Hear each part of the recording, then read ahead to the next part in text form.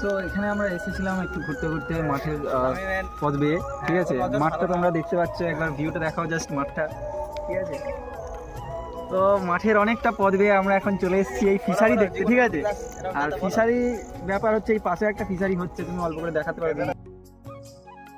আমাদের পিছনে কিন্তু একটা সুন্দর বাগান আছে, ঠিক আছে। সেই বাগানটা অবশ্যই তোমাদেরকে আমি এক্ষুনি দেখাচ্ছি সেই বাগানটা, জাস্ট কাম অ্যান্ড সি। ওইদিকে ছিল ফিশারিটা, আর এইদিকে রয়েছে ওই বাগানটা, যে বাগানটার কাছে আমরা এসেছি। তো একটু এই দিকটা আসো, যে বাগানটা দেখাই। এই জায়গাটা থেকে বাগানটা দেখলে ভালোভাবে দেখতে পাবে যে কত সুন্দর বাগান কাছির মধ্যে রয়েছে, ঠিক আছে। অনেস্টলি বলছি, এরকম জায়গায় যদি 10 মিনিট বসে থাকো একা একা বা প্রিয়জনের সাথে এই গধূলি বেলায়, তাহলে দিনের সব ক্লান্তি দূর হয়ে যাবে। আর মোবাইলের যাদের আসক্তি রয়েছে সেগুলো কেটে যাবে আশা করি।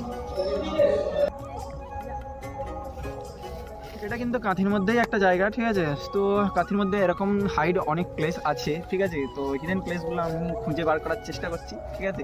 তো তাই জন্য একটু আর কি হাঁটতে হাঁটতে এইদিক ওইদিক করে বেড়াতে হয়, ঠিক আছে।